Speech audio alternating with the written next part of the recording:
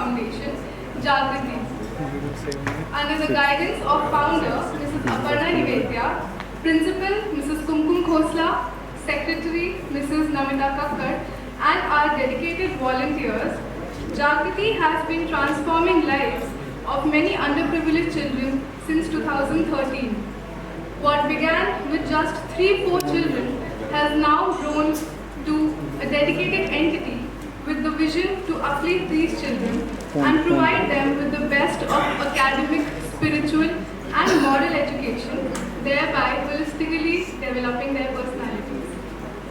Jagriti believes in nurturing every aspect of a child's life, be it for their health by conducting regular health checkups, or be it for their technological needs by providing them mobile phones and internet connections during the COVID-19 pandemic, which was the need of their time. Jagriti extends its support beyond the children to their families as well, like creating employment opportunities for their mothers, ensuring that entire family benefits and grows together.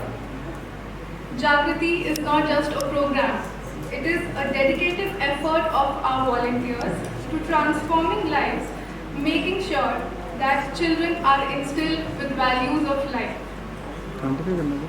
They are connected to the spiritual and cultural roots also. For this, they are taught Vedic knowledge along with mantra chanting every week, which helps them to focus better in academics and have a clear speech. One of the hallmark of Jagriti is the remarkable student-teacher ratio of 1:4. This ensures personalized attention for each child, allowing for better academic and personal growth. And do you know, Chehek, from this year, Jagriti has taken a significant step forward by starting classes for 10th grade students as well. That is remarkable, Arushi. Can we please have a round of applause for Arushi?